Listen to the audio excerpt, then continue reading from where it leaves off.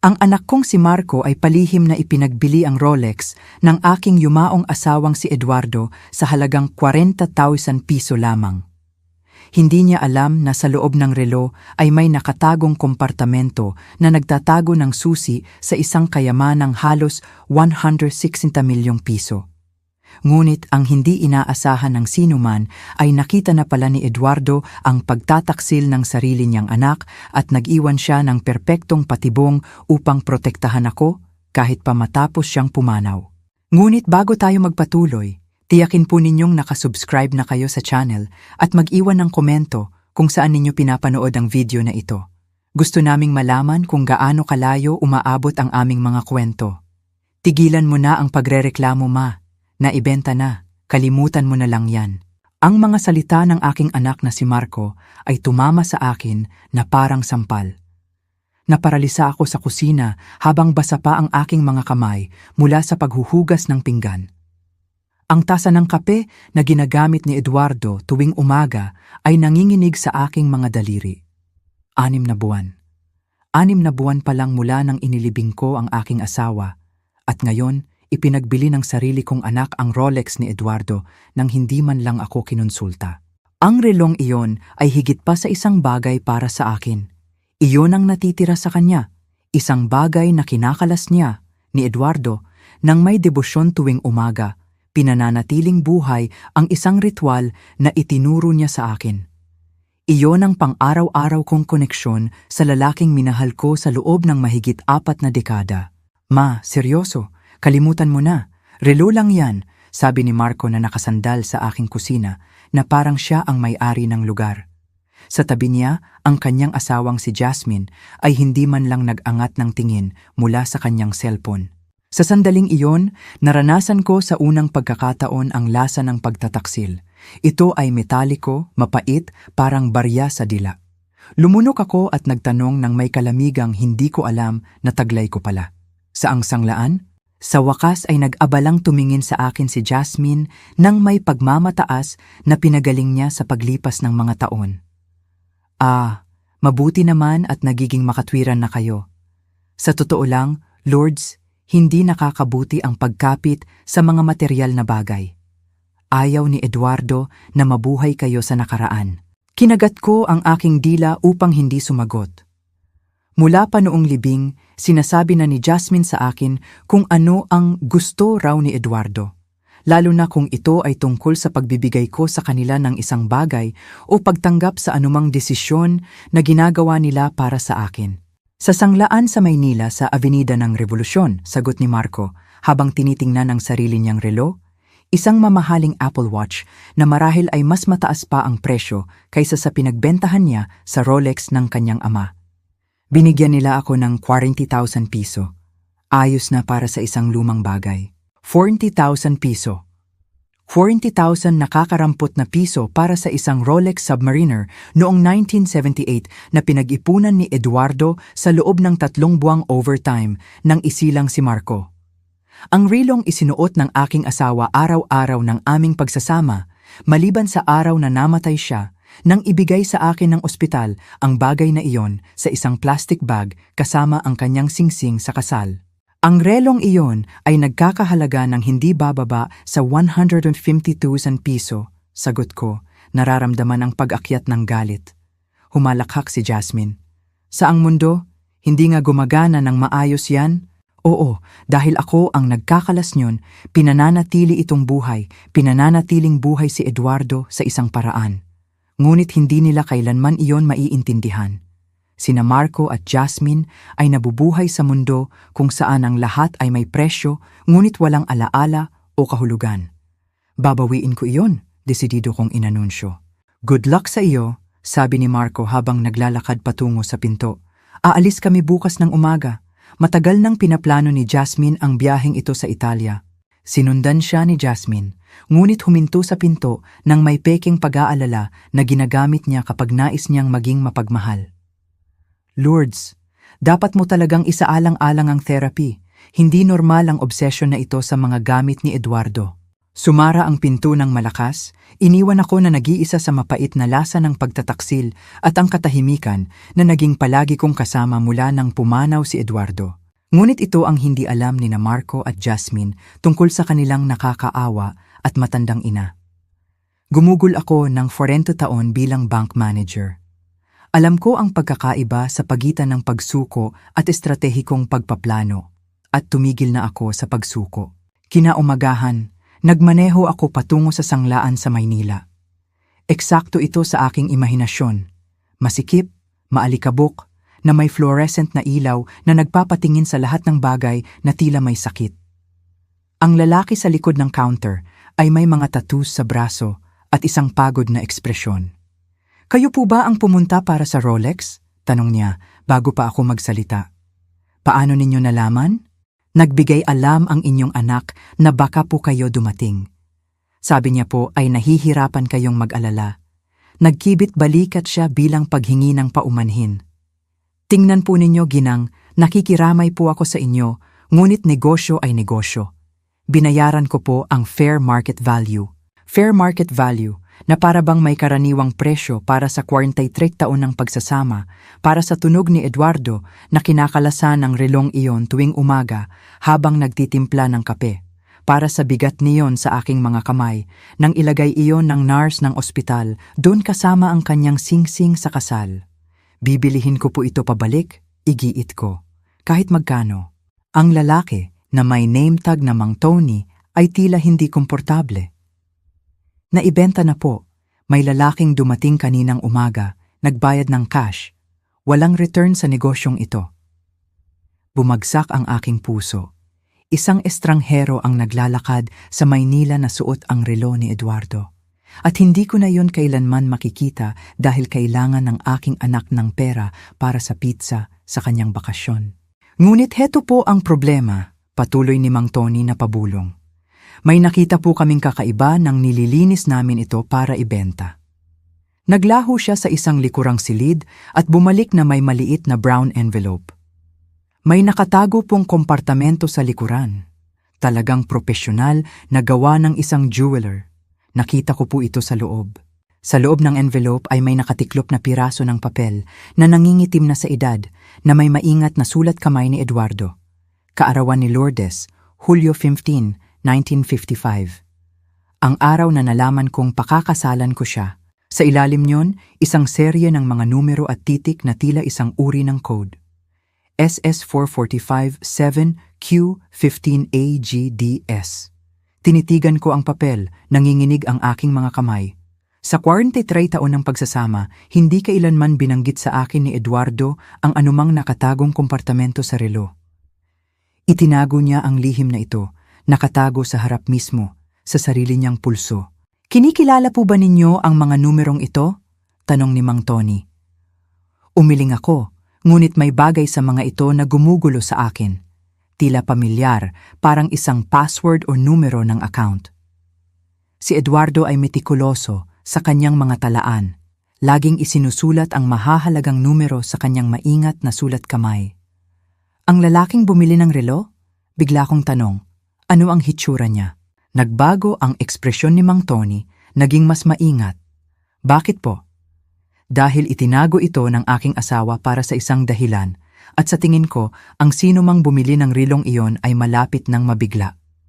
"Ginang, hindi ko po talaga pwede." Yumukod ako, hinayaan si Mang Tony na makita ang pighati na buhay pa rin pagkatapos ng 6 na buwan. Ang relong iyon ang tanging natitira sa akin mula sa kanya. Hindi ko hinihiling na labagin ninyo ang anumang batas. Gusto ko lang malaman kung ang bumili ay tila alam ang tungkol sa kompartamento. Nanahimik si Mang Tony sa mahabang sandali, pinag-aaralan ng aking mukha. Sa wakas, nagbuntong hininga siya. Hindi siya nagkomento, pero nang banggitin ko na may nakita kami sa loob, naging interesado siya. Nagtanong siya kung binuksan namin. Kinilabutan ako. Nagbigay ba siya ng pangalan? Nagbayad siya ng cash. Hindi po kailangan ng form para sa mga binili. Nag-post si Mang Tony. Pero nagtanong siya particular sa mga relo na kakadating lang. Sabi niya, kolektor daw siya ng vintage na mga Rolex. Umalis ako sa sanglaan na may mas maraming tanong kaysa sagot. May isang taong partikular na naghahanap ng relo ni Eduardo. Ngunit bakit? At paano nila nalaman ang tungkol sa nakatagong kompartamento? Ang piraso ng papel ay parang nagliliyab sa aking handbag bilang isang lihim na hindi ko sigurado kung gusto kong malaman. Itinago ito ni Eduardo sa loob ng 47 taon. Itinago mula sa akin. Ano pa ang tinatago ng aking asawa? Nang gabing iyon, umupo ako sa mesa ni Eduardo sa aming silid-tulugan, napapalibutan ng 43 taon ng mga talaan ng pananalapi. Itinago ni Eduardo ang lahat. Mga statement of account, tax returns, mga investment statement, lahat ay nakafile sa kanyang tumpak at metodikong paraan. Ang code sa relo ay nakatingin sa akin mula sa piraso ng papel. SS445-7Q 15 AGDS. Hinalughog ko ang bawat account na pag-aari namin, bawat investment, bawat safety deposit box. Walang tumugma sa mga numerong iyon. Si Eduardo ay financially conservative sa buong buhay naming magkasama. Savings account, checking account, isang katamtamang retirement fund, walang marangya, walang nakatago. Oh, iyon ang akala ko. Tumunog ang aking telepono, huminto sa aking paghahanap. Ang pangalan ni Marco ay kumikislap sa screen. Ma, galit si Jasmine. Sabi niya gumawa ka raw ng eksena sa sanglaan. Halos tumawa ako. Saang mundo naging eksena ang pagtatangkang bawiin ang nanakaw na relo ng aking asawa? Pumunta ako upang bilhin pabalik ang relo ng iyong ama. Sa kasamaang palad, may iba nang bumili. Kita mo na? Problema ay nalutas. Oras na para mag-move on. Ang kaswalidad sa kanyang boses ay nagpasikip sa aking dibdib sa galit. Ito ang anak ni Eduardo, ang sanggol na pinagtrabahuhan ni Eduardo ng doble shift upang suportahan, ang bata na tinuruan ni Eduardo maglaro ng baseball at magpalit ng gulong. Kailan naging napakalamig si Marco? Marco, may nakatago sa loob ng relo. Nag-iwan ng mensahe sa akin ang iyong ama. Katahimikan mula sa kabilang linya. Anong klaseng mensahe? Nagbago ang kanyang boses, naging mas alerto. Hindi pa ako sigurado, pero tila mga numero ng account o isang password. Ma, ang kanyang tono ay nagpaduda sa akin. Ito ang unang pagkakataon na tila interesado si Marco sa anumang bagay na may kaugnayan sa kanyang ama mula noong libing. Ano bang eksaktong sinabi ng mensahe? Ilang numero lang, malabo kong sagot. Marahil ay walang mahalaga. Siguro ay dapat akong pumunta diyan, tulungan kang basahin iyon. Ngayon, tumawa ako, mapait at matalim. Kahapon, sinabi mong tigilan ko na ang pamumuhay sa nakaraan. Ngayon, gusto mong tumulong sa pag-aayos ng mga gamit ni Eduardo? Bumuntong hininga si Marco ng malalim.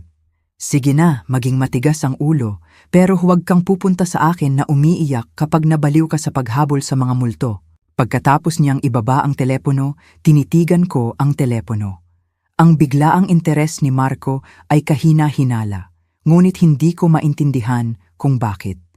Nilinaw niya na itinuturing niya ang mga pag-aari ni Eduardo bilang walang halaga na sentimentalismo. Maliban kung hindi lang ito sentimentalismo. Bumalik ako sa mesa, ngunit sa pagkakataong ito ay lumapit ako sa ibang paraan. Sa halip na maghanap ng mga account na tumugma sa mga numero, nagsimula akong maghanap ng mga pattern. Si Eduardo ay isang accountant bago magretiro. Nag-iisip siya sa mga sistema, sa lohikal na progresyon. Ang SS ay maaaring Social Security. Ang numero ni Eduardo ay nagsisimula sa 457, ngunit hindi 4457. Ang Q ay maaaring Quezon o Quiapo na nagudyok sa akin na mag-isip ng mga inisyal ng Universal Citizenship. Ang Q to 15 AG ay isang kombinasyon ng mga titik at numero na nagpahinto sa akin. AG ay maaaring Agosto. 15 ng Agosto, 15. Ang aming wedding anniversary. Ang DS ay ang aking mga inisyal, Dolores Silva. Ginamit ko pa rin ang apelyido ni Francisco Eduardo Silva. Kinuha ko ang aking laptop at nagsimulang magsaliksik. Ang mga account sa Bangko ng Pilipinas o sa mga tax haven ay gumagamit ng mga code na tulad nito, gayon din ang mga offshore investment firm. Pagkaraan ng 3 oras, natagpuan ko ito. Secure Solutions Investment Management, nakabase sa Cayman Islands. Ang website ay maingat, professional, na tumutugon sa mga individual na may mataas na net worth na naghahanap ng privacy at seguridad. Ang login page ng account ay nangangailangan ng numero ng client at password. Nanginginig ang aking mga daliri, tinipa ko ang SS4457Q15AGDS sa field ng numero ng client. Lumabas sa screen ang valid account number. Ngayon, kailangan ko ang password, isang bagay na ako lang ang makakaalam, isang bagay na alam ni Eduardo na matutuklasan ko. Sinubukan ko ang aming petsa ng kasal, ang aming address, ang aking kaarawan. Wala. Pagkatapos, naalaala ko ang sulat, kaarawan ni Lourdes, Hulyo 15, 1955. Ang araw na nalaman kong pakakasalan ko siya. Hindi iyon ang tunay kong kaarawan. Ang Hulyo 15 ay ang araw na nagkakilala kami sa isang summer party sa Luneta Park. Laging sinasabi ni Eduardo na alam niya noong gabing iyon na mapapakasalan niya ako balang araw. Tinipa ko ang 07155 at pinigil ang aking hininga. Access granted. Ang screen na nag-load pagkatapos ay nagpahinga sa akin. Current account balance, 2847,029.67. Si Eduardo ay nagtago ng halos 160 milyong piso mula sa akin sa buong panahon ng aming pagsasama. Tinitigan ko ang screen hanggang sa ang mga numero ay nakaukit sa aking retina. 156 milyon sa isang account na hindi ko kailanman alam na umiiral. Sa isang bangko na hindi ko kailanman narinig. Nakatago ng isang asawa na gumugol ng 43 taon na kinukumbinsi ako na nabubuhay kami sa sweldo sa sweldo. Bawat pagtatalo namin tungkol sa pera, sa bawat oras na nagputol ako ng mga kupon o bumili ng mga generic na grocery o tinahi ang mga workshirt ni Eduardo sa halip na bumili ng bago. Lahat ng iyon habang may milyon-milyon siyang nakatago sa isang offshore account. Ang una kong instinto ay galit. Purong, mainit na galit para sa panlilinlang, para sa mga kasinungalingan sa pamamagitan ng omisyon, para sa 43 taon ng pagtatanong kung magkakaroon ba kami ng sapat para sa pagretiro habang si Eduardo ay palihim na nag-iipon ng isang kayamanan. Ngunit pagkatapos ay nag-click ako sa account history. Ang unang deposit ay ginawa noong 1982, 3 taon pagkatapos isilang si Marco. 5,000 piso. Ang anotasyon ay nagsasabing Initial Inheritance Investment FS Mana. Hindi kailanman binanggit ni Eduardo ang anumang mana. Nag-scroll ako sa mga taon ng deposits, lahat ay medyo maliit. 500 dito, 1,000 doon. Regular na mga kontribusyon na nagpapaliwanag kung bakit si Eduardo ay napakaingat sa aming budget sa bahay. Hindi siya nagtatago ng pera mula sa aming kita. Sistematiko siyang nagtatayo ng isang bagay na hiwalay. Ang mga deposit ay nagpatuloy ng tuloy-tuloy hanggang 2008 pagkatapos ay tumalon ng dramatiko. Sa halip na daan-daang piso, si Eduardo ay nagde-deposit ng 500,000 at 1,000,000 piso sa isang pagkakataon. Ang anotasyon sa mga mas malalaking deposit na yon ay nagpalamig sa aking dugo. Real Estate Liquidation, Manila Properties. Si Eduardo ay bumibili at nagbebenta ng real estate nang hindi ko alam. Mga ari-arian na hindi ko kailanman nakita, mga investment na hindi kailanman kinonsulta sa akin, mga negosyo na tila nagpayaman sa kanya. Paano ka nabubuhay kasama ang isang tao sa loob ng 43 taon at hindi mo alam na nagpapatakbo siya ng mga lihim na transaksyon? Nag-click ako sa mga account messages at nakita ang isang folder na may titulong Lourdes Emergency Access Only.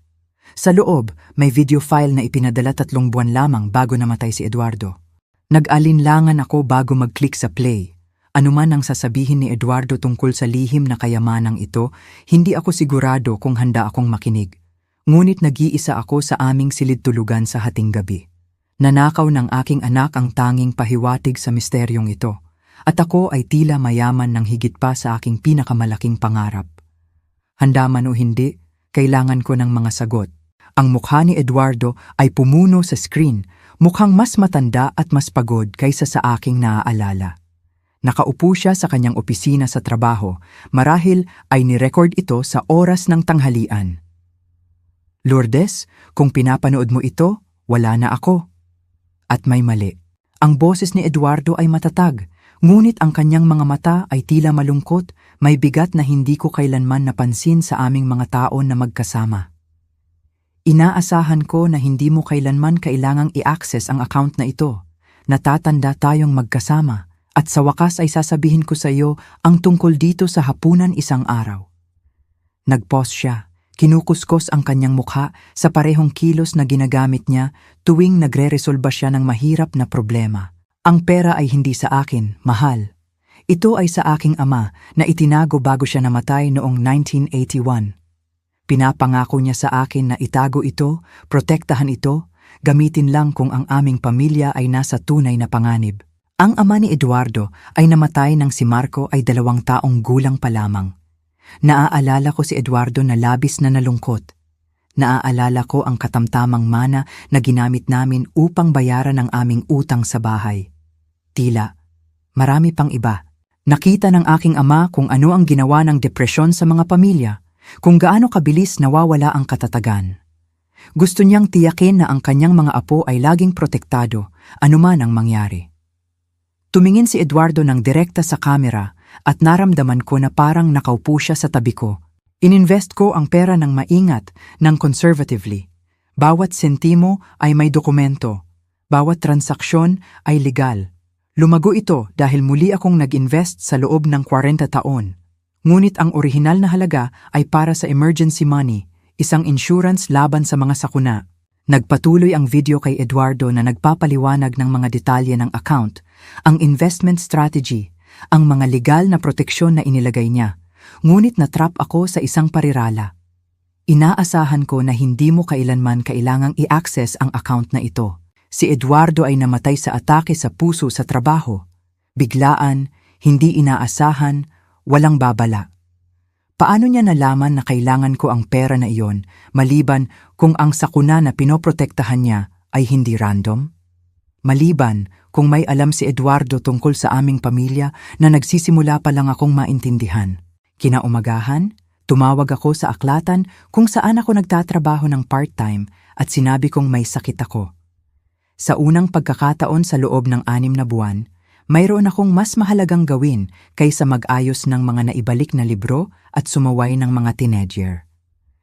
Kailangan kong maintindihan kung ano ang ibig sabihin ni Eduardo sa tunay na panganib.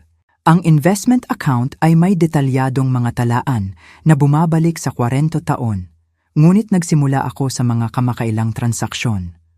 Ang huling deposit ni Eduardo ay ginawa 2 linggo lamang bago siya namatay. 1,150,000 piso na may anotasyong property sale, emergency liquidation. Emergency liquidation, nagko-convert si Eduardo ng mga asset sa cash bago siya namatay. Ginugol ko ang umaga sa pagsasaliksik sa bawat transaksyon ng ari-arian na ginawa ni Eduardo. Ang lalaking pinakasalan ko sa loob ng 43 taon ay tila isang lihim na real estate mogul, bumibili at nagbebenta ng mga ari-arian sa buong Maynila gamit ang pera na hindi ko alam na mayroon kami. Ngunit ito ang nagpalamig sa aking dugo. Bawat ari-arian na ipinagbili ni Eduardo sa nakaraang taon ay binili ng parehong bumibili. Isang kumpanya na tinatawag na Inversiones Silva SRL-DCV. Silva ay ang apelyido rin ni Marco.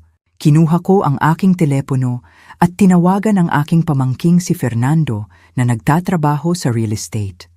Kung may sino mang nakakaalam tungkol sa mga transaksyon ng real estate sa Maynila, siya iyon. Tita Lourdes, kumusta po kayo? Ayos lang ako, mahal. Hoy, kailangan kong magtanong sa'yo. May narinig ka na ba tungkol sa isang kumpanya na tinatawag na Inversiones Silva SDRL-DCV? Nanahimik si Fernando sandali. Sa totoo lang, opo. Napaka-aktibo nila kamakailan, bumibili ng mga ari-arian sa magagandang lugar, cash transactions, mabilis kumilos. Bakit po? Alam mo ba kung sino ang may-ari ng kumpanya? Pwede ko po itong alamin. Bigyan niyo ako ng 1 oras.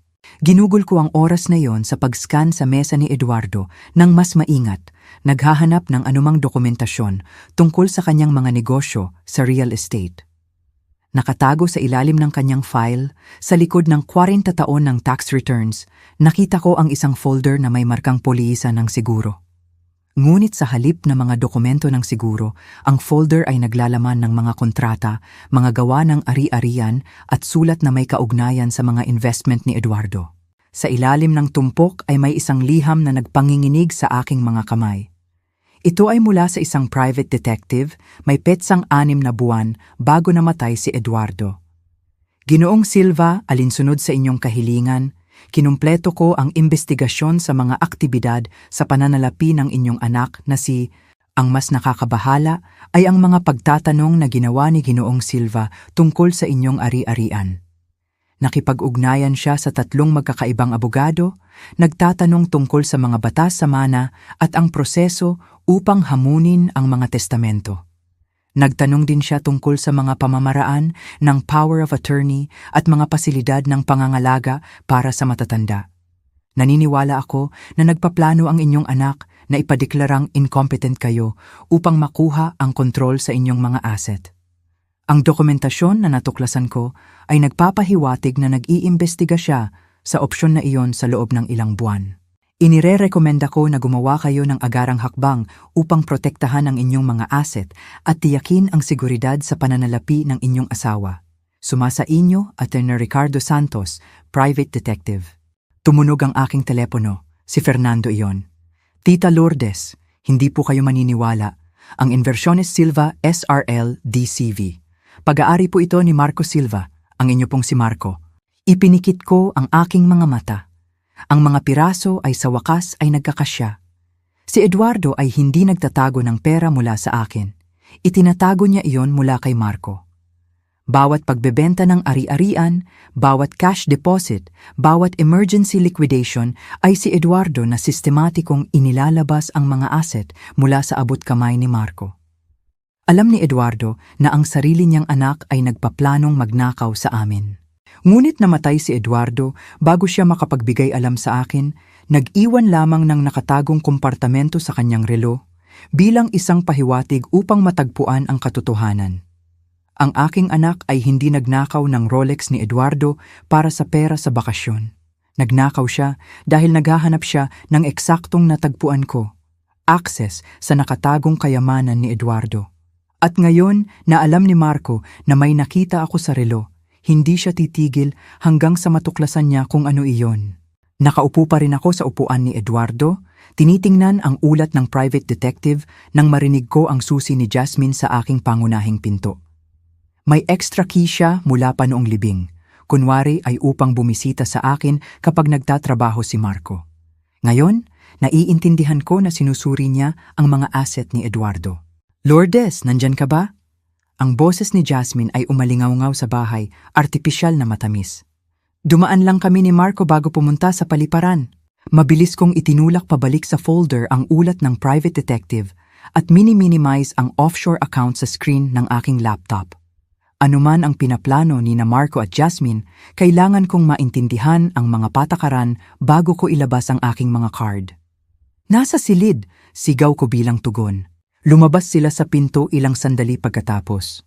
Si Marco ay may dalang maliit na maleta at si Jasmine ay nakasuot ng damit na sumisigaw ng mamahaling bakasyon. Ang kanyang designer sunglasses ay marahil ay mas mahal pa kaysa sa upa ng karamihan sa mga tao. Gusto lang naming magpaalam, sabi ni Marco, ngunit ang kanyang mga mata ay nag-i-schedule sa mesa ni Eduardo, kinukunan ng tala ang mga papel na nakakalat sa paligid ko. Ano ang ginagawa mo? Inaayos ang mga gamit ng iyong ama, maingat kong sagot. Ang daming bagay na hindi ko kailanman alam. Lumapit si Jasmine, nakatutok ang kanyang tingin sa screen ng aking laptop.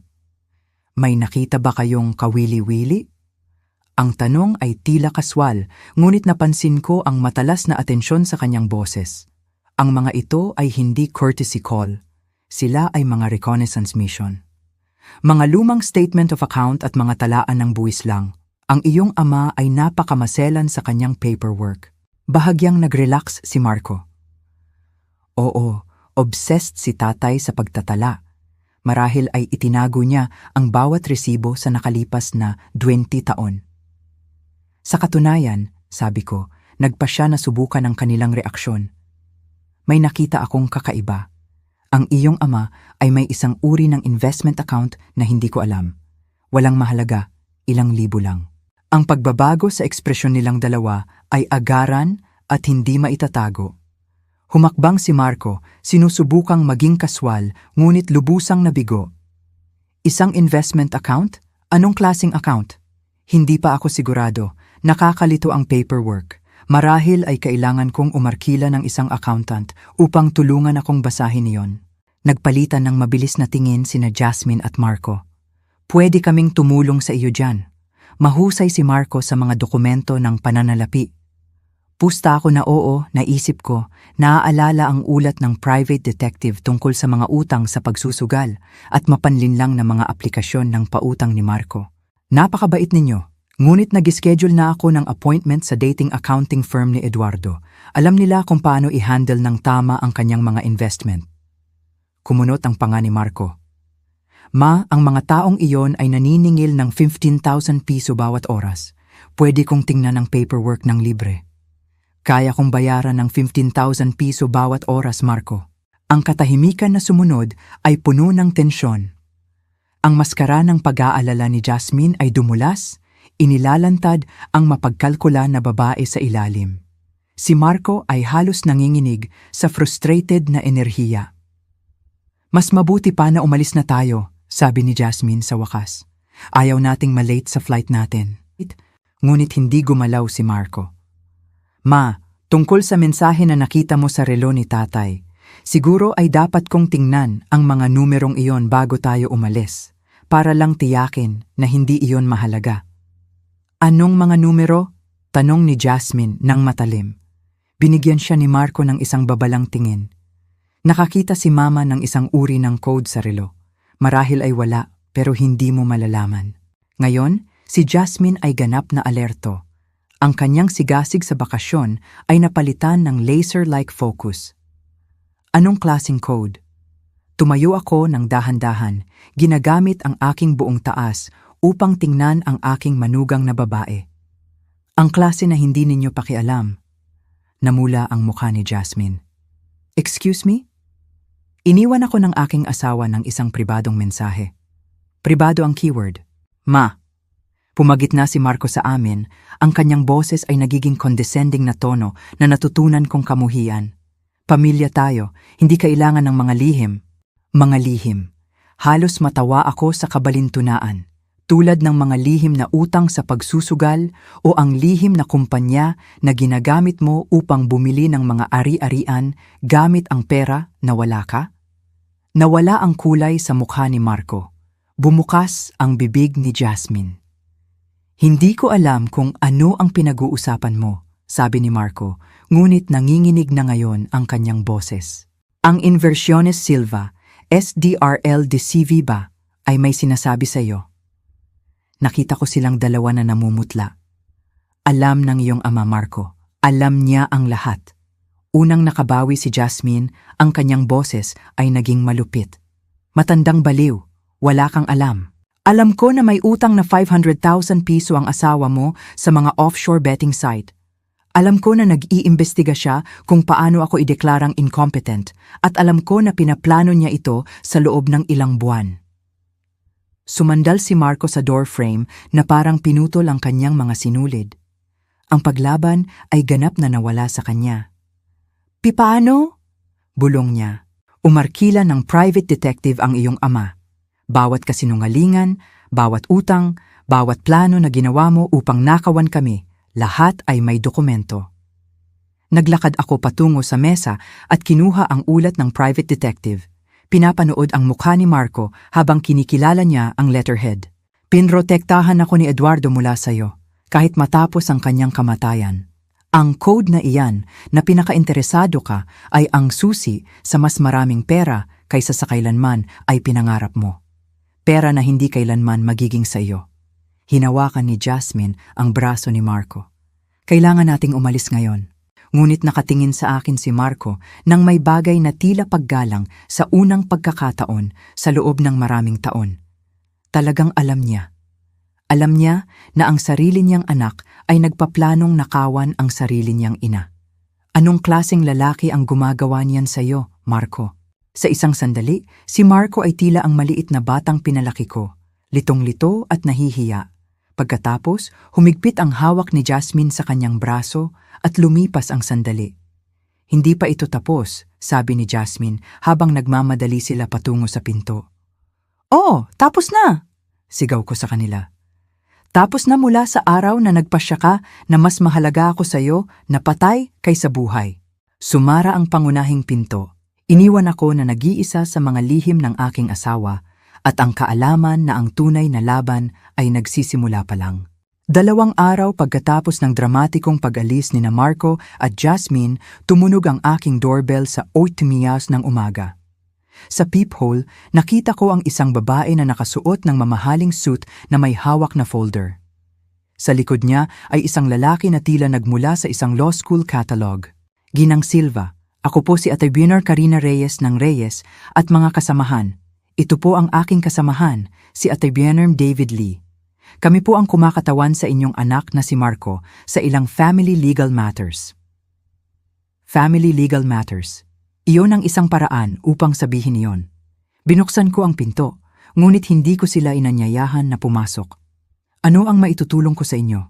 Ngumiti si Ate Bernard Karina nang may uri ng praktisadong init na marahil ay nagkakahalaga ng 15,000 piso bawat oras. "Ginang Silva, nag-aalala po ang inyong anak sa inyong kalagayan. Hiniling niya po sa amin na talakayin ang ilang opsyon na maaring maging kapaki-pakinabang sa lahat ng kasangkot." Humakbang si Ate Mer David, hawak ang isang tablet. "Naiintindihan po namin na baka natuklasan ninyo ang ilang financial account na pinananatiling pribado ng inyong yumaong asawa. Bagaman sigurado kami na may mabuti siyang intensyon, ang paghawak ng mga komplikadong investment ay maaaring napakalaki, lalo na sa panahon ng pagdadalamhati. Napakalaki, na para bang hindi ako gumugol ng 40 taon na hinahawakan ng aming domestic finance hanggang sa huling sentimo habang si Eduardo ay palihim na naglalaro ng real estate mogul. Pinahahalagahan ko ang inyong pag-aalala, ngunit ako ay ganap na may kakayahang hawakan ang sarili kong mga gawain."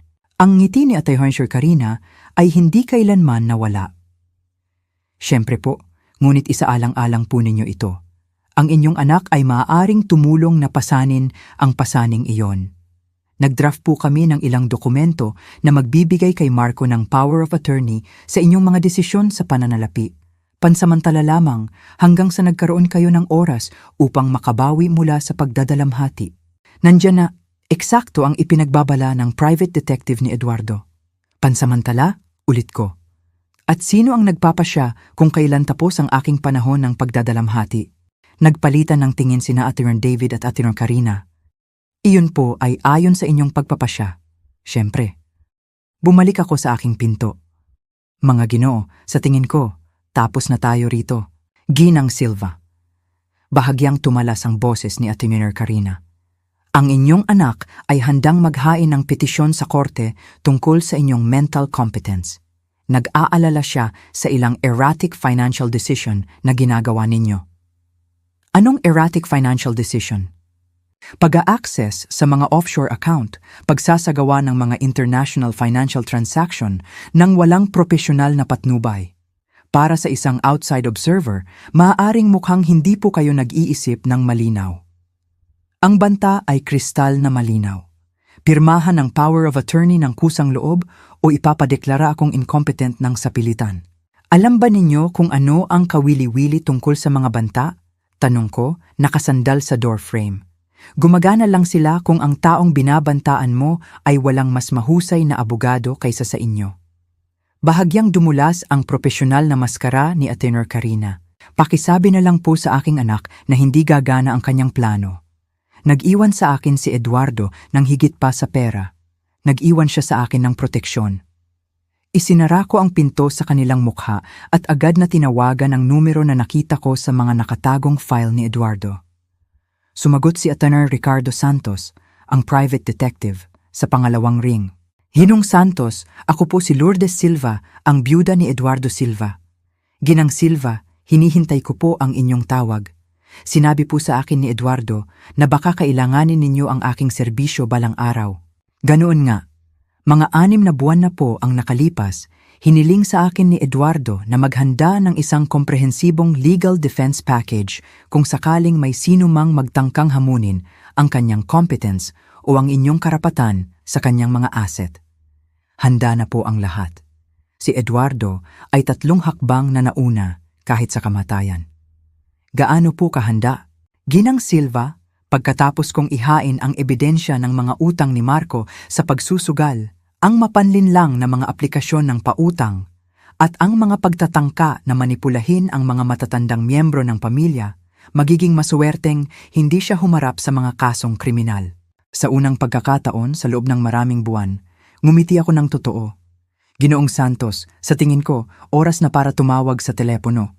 Ang opisina ni Attorney Ricardo Santos ay nasa isang eleganteng gusali sa sentro na sumisigaw ng mamahaling serbisyong legal.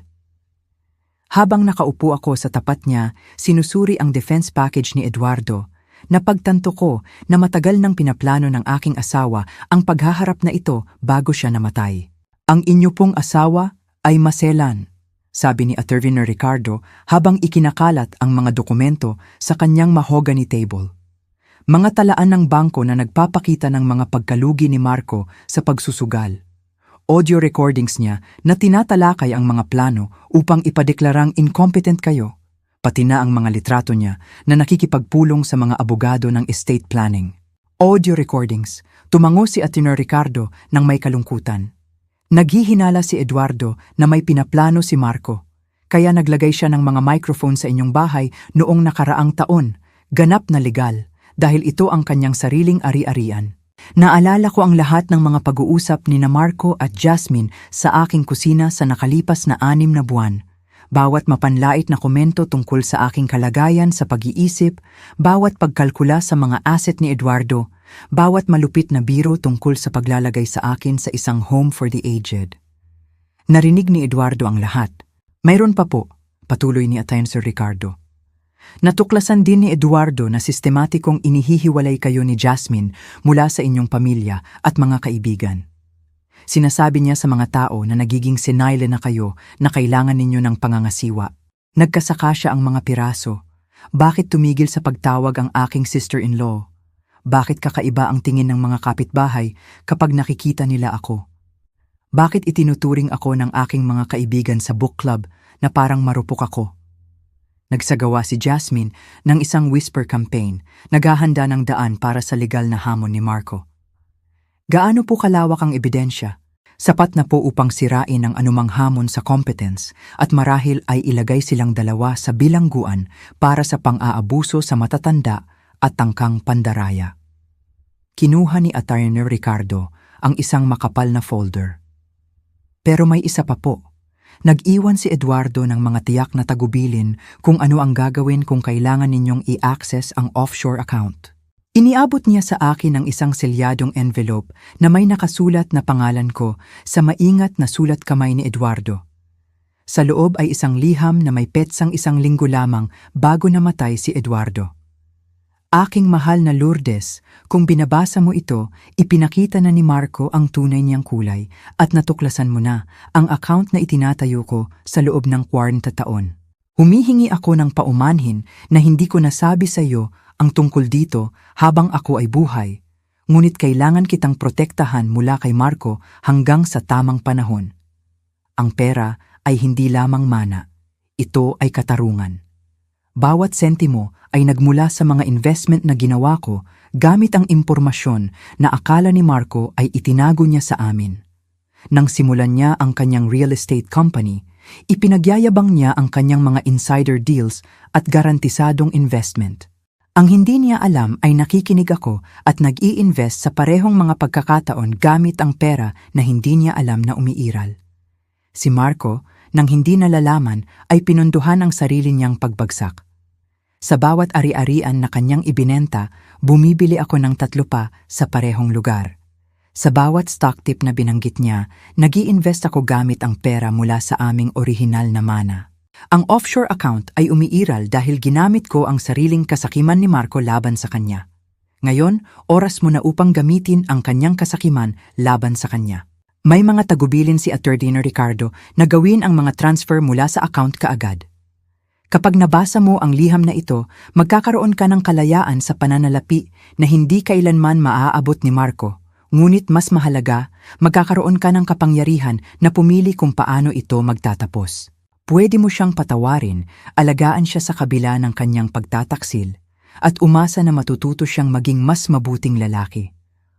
O pwede mo siyang hayaang harapin ang mga kahihinatnan ng pagtatangkang magnakaw sa sarili niyang ina. Nasa iyo ang pagpili, mahal ko, palagi. Sa iyo magpakailanman, Eduardo. Inilagay ko ang liham sa mesa nang nanginginig ang mga kamay. Si Eduardo ay hindi lamang ako pinrotektahan mula kay Marco. Orkestrayo niya ang pagbagsak ni Marco gamit ang sariling mga iskema ni Marco laban sa kanya. Ginang Silva, maingat akong pinapanood ni Atimir Ricardo. Handa na po ba kayong magpatuloy? Naalala ko si Marco bilang isang maliit na bata, nasasabik sa kanyang unang araw sa paaralan. Pagkatapos, naisip ko siya na nakatayo sa aking kusina 2 araw na ang nakalipas, tinatawag akong matandang baliw habang binabantaan ako ng kanyang asawa. Ang ilang tulay, kapag nasunog na, ay hindi na maaaring itayo muli. Ginoong Santos, gusto kong ihain ninyo ang bawat ebidensya na mayroon tayo sa naaangkop na mga awtoridad at gusto kong gawin ninyo iyon ngayon. Kinaumagahan, dumating ang kaguluhan sa aking tahimik na kapitbahayan sa Maynila. Nagkakape ako at nagbabasa ng pahayagan ng 3 itim na van ang huminto sa bahay ni Marco at Jasmine sa kabilang kalye. Nagsimulang maglabas ng mga kahon mula sa pangunahing pinto ang mga lalaki na may suot na FBI jackets, federal na ahente. Agad na tumunog ang aking telepono. Ma. Ang boses ni Marco ay nagpapanik, desperado. Ano ang ginawa mo? Pinrotektahan ko ang sarili ko, kalmado kong sagot, habang pinapanood ko sa bintana ng aking kusina habang ang mga ahente ay nagkakarga ng mga computer at file sa kanilang mga sasakyan. Ang dapat mong ginawa para sa iyong pamilya sa halip na tangkang nakawan sila. Hindi mo naiintindihan, ito ang sisira sa amin. Sinira ninyo ang sarili ninyo, dinokumento ko lang. Ang boses ni Jasmine ay dumating mula sa telepono, matinis at galit. Matandang masamang bruha. Tinutulungan namin kayo sa pamamagitan ng pagnanakaw ng relo ng aking asawa, pagpaplano na ipadeklarang incompetent ako, pagkakalat ng mga kasinungalingan tungkol sa aking kalusugan, sa pag-iisip upang ihiwalay ako mula sa mga kaibigan at pamilya. Nanahimik ang linya, maliban sa paghinga ni Jasmine. Alam ng iyong ama ang lahat, Marco. Bawat utang, bawat kasinungalingan, bawat plano na ginawa mo upang nakawan kami, ginugol niya ang huling taon ng kanyang buhay sa pagprotekta sa akin mula sa sarili niyang anak. Hindi gagawin ni tatay iyon. Umarkila ang iyong ama ng isang private detective upang idokumento ang iyong adiksyon sa pagsusugal at ang iyong mga plano na nakawin ang aking mana.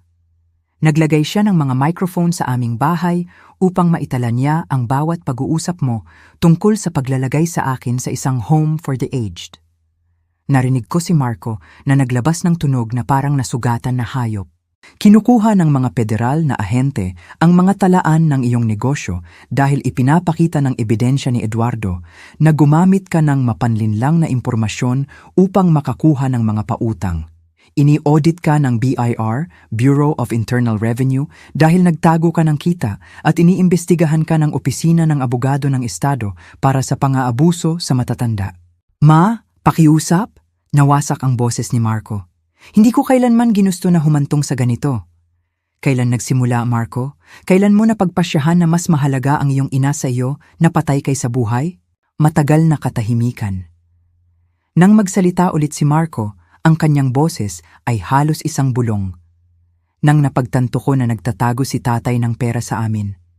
Nakita ko ang ilang paperwork sa kanyang opisina noong nakaraang Pasko. Mga pagtukoy sa mga account na hindi ko kailanman narinig. Akala ko na kung namatay kayong dalawa, lahat ay automatikong mapupunta sa akin. Ang katapatan ay brutal, ngunit sa isang paraan ay mas malinis kaysa sa mga buwan ng kasinungalingan at manipulasyon. Mali ka, tiniyak ni Eduardo na ang lahat ay protektado mula sa iyo. Magkano? Tanong ni Marco. Magkano ang tinago niya? Sapat na upang tiyakin na hindi ko kailanman kailangang umasa sa isang pamilya na nakikita ako bilang isang pasanin. Ibinaba ko ang telepono at pinanood sa bintana habang ine-eskortehan ng mga federal na ahente sina Marco at Jasmine sa magkahiwalay na kotse. Sumisigaw si Jasmine sa mga ahente, marahil ay humihingi ng mga abogado at nagbabantang magsampa ng kaso. Si Marco ay tila nabuwag lamang. Tumunog ulit ang aking telepono. Sa pagkakataong ito, ang aking kapitbahay, si Aling Pacing. Lourdes, gusto ko lang tumawag at humingi ng paumanhin. Sinabi sa akin ni Jasmine na nagkakaproblema ka sa memorya at naniwala ako sa kanya. Dapat ay nakipag-usap ako sa iyo ng direkta. Ayos lang, Pacing. Napakakumbinsi ni Jasmine. Totoo ba ang sinasabi na nagpaplano si Marco na nakawin ka? Tiningnan ko ang larawan ni Eduardo sa aking mantel na naaalala ang lalaking nagprotekta sa akin kahit matapos ang kamatayan. Totoo, pero tapos na? 3 linggo pagkatapos, nakaupo ako sa opisina ni Attorney Ricardo Santos, sinusuri ang huling legal na dokumento. Sina Marco at Jasmine ay humaharap sa mga federal na kaso ng pandaraya. Ang kanilang negosyo ay kinumpiska at ang kanilang mga asset ay frozen habang naghihintay ng investigasyon. Ngunit dumating ang isang hindi inaasahang bisita ng umagang iyon. Ginang Silva, may naghahanap po sa inyo. Anunsyo ng sekretarya ni Attorney Ricardo. Sabi niya po, Ginoong Ruben Torres ang pangalan niya at may bagay raw siyang pag-aari ninyo. Ang lalaking pumasok ay mga 60 taong gulang, mahusay magdamit na may uri ng maingat na kilos na nagpapahiwatig ng kasaysayan sa pagpapatupad ng batas. Sa kanyang mga kamay ay isang pamilyar na asul na velvet box. Ginang Silva, ako po ang bumili ng relo ng inyong asawa mula sa sanglaan. Tiningnan ko siya nang nalilito. Paano ninyo nalaman kung paano ako hanapin? Ngumiti si Ginoong Ruben at inilagay ang kahon sa mesa ni Attorney Ricardo. Dahil inarkila ako ni Eduardo Silva 20 taon na ang nakalipas upang protektahan ang relong ito kung may mangyari sa kanya. Hindi ko maintindihan. Ako po ay isang retiradong federal delegate, Ginang Silva. Inarkila ako ng inyong asawa upang subaybayan ang ilang sitwasyon. Nang lumabas ang relo sa sanglaan sa Maynila, agad akong inabisuhan. Si Attorney Ricardo ay nagtatala ng mabilis. Sinusubaybayan ninyo si Marco Silva. Bukod pa sa iba pang mga bagay, si Eduardo ay maselan sa kanyang mga paghahanda. Binuksan ni Ginoong Ruben ang velvet box, inilalantad ang Rolex ni Eduardo. Pero may isa pa po kayong kailangang malaman tungkol sa relong ito. Binaligtad niya ito at pinindot ang isang bagay sa likod. Isang pangalawang nakatagong kompartamento ang bumukas, mas maliit kaysa sa una. Sa loob ay isang micro SD card. Ni-record po ni Eduardo ang lahat, Ginang Silva.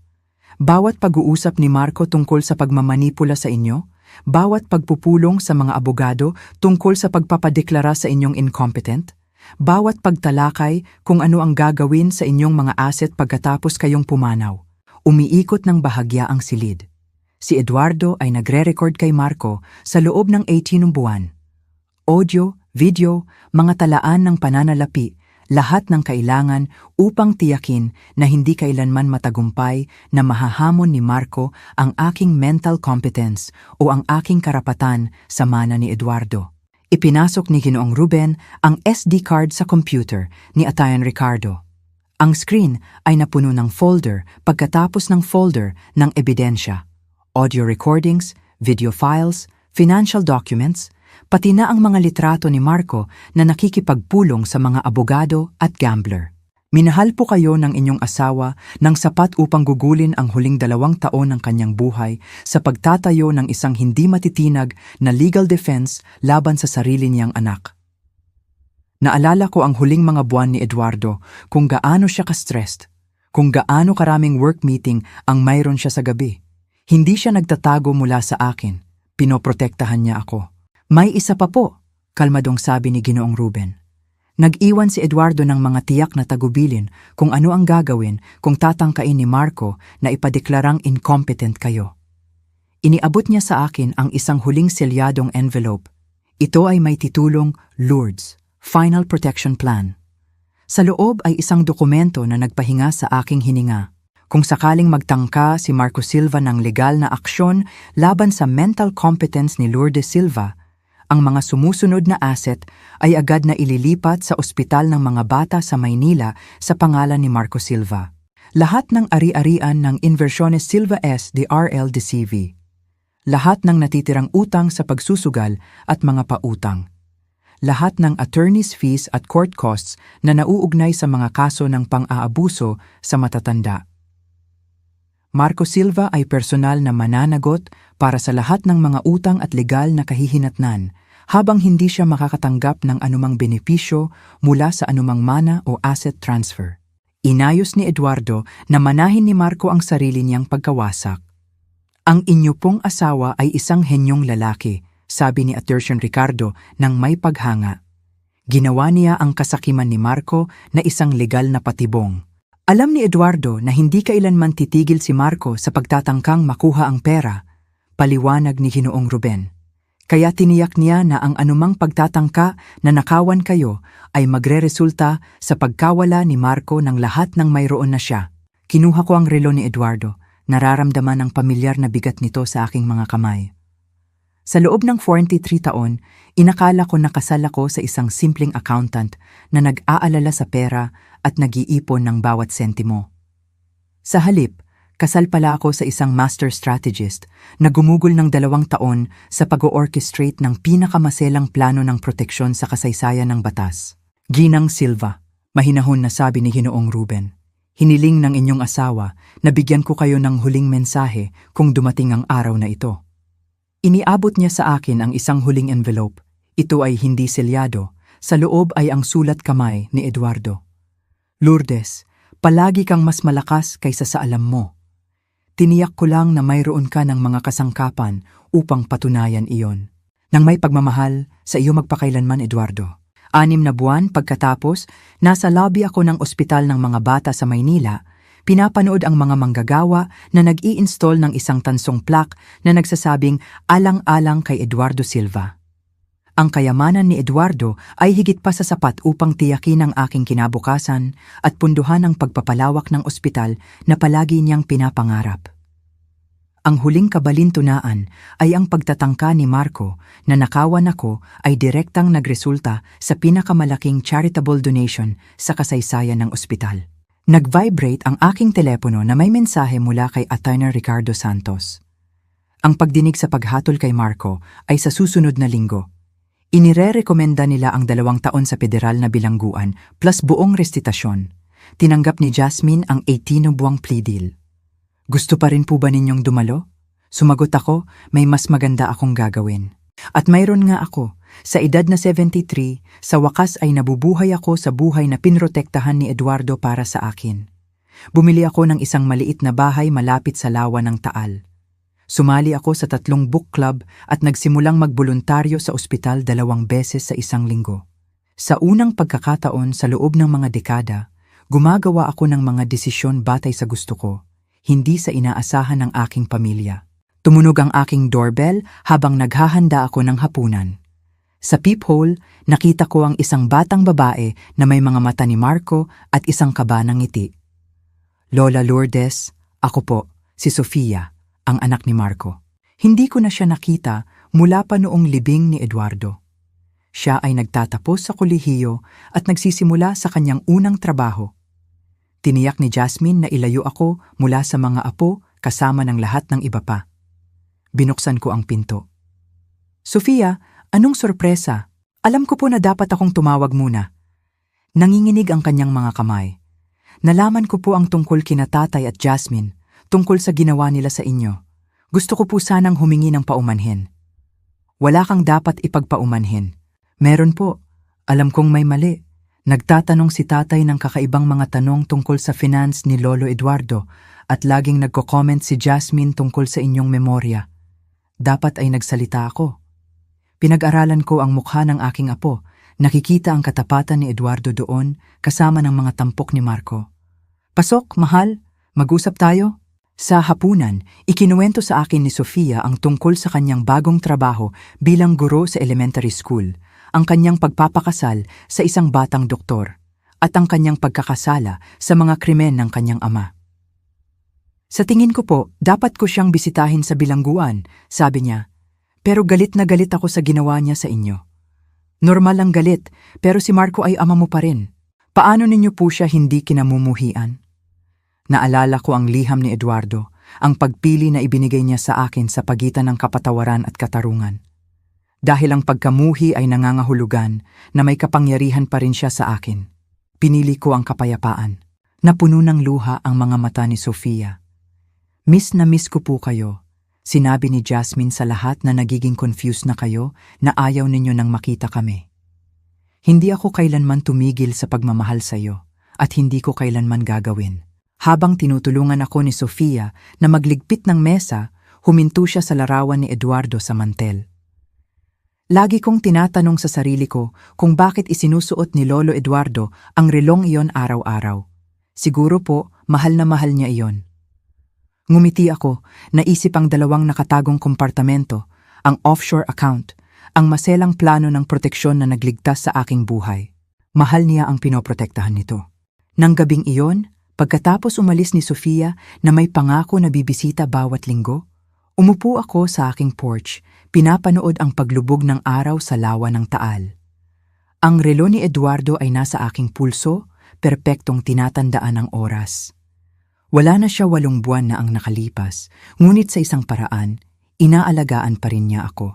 Ang pinakadakilang mga kwento ng pag-ibig ay hindi tungkol sa passion o romance. Tungkol iyon sa proteksyon, tungkol sa isang taong nagmamahal sa iyo ng sapat upang labanan ang mga labanan na hindi mo alam na kinakaharap mo. Ginugol ni Eduardo ang 2 taon sa paghahanda para sa isang digmaan na hindi ko kailanman nakita. Tinitiyak na ang kanyang kamatayan ay hindi mag-iiwan sa akin na walang depensa laban sa kasakiman ng sarili niyang anak. Ang ilang tao ay gumugugol ng buong buhay nila sa paghahanap ng ganoong uri ng pag-ibig. Ako ay sapat na mapalad na isuot ito sa aking pulso sa loob ng 23 taon. Ngayon, kung nagustuhan ninyo ang kwentong ito, mag-click sa susunod na video na lumalabas sa screen dahil doon ang kwento ng pagtataksil at paghihiganti na hindi kailanman nakita. Ang kwentong ito ay tungkol sa ibinenta ng anak ko ang Rolex ng yumaong asawa ko, isang pangyayaring yumanig sa aking puso bilang isang ina at balo. Nang malaman ko na ibinenta ng anak ko ang Rolex ng yumaong asawa ko, hindi ko inakala na may tatawag sa akin, ang may-ari ng tindahan mismo. Doon nagsimulang mabunyag ang katotohanan. Sa video na ito, maririnig ninyo ang buong kwento kung paano ibinenta ng anak ko ang Rolex ng yumaong asawa ko, kung bakit siya gumawa ng ganoong desisyon, at ano ang naging papel ng may-ari ng tindahan sa pagbabalik ng alaala at dignidad ng aking asawa. Kung kayo ay magulang, lolo o lola, o isang balong Pilipino, ang kwentong ibinenta ng anak ko ang Rolex ng yumaong asawa ko ay maaaring magpaalala sa inyo ng halaga ng tiwala, respeto at pamana ng pamilya. Huwag palampasin ang revelasyong dala ng tawag ng may-ari ng tindahan, isang tawag na nagbago ng lahat.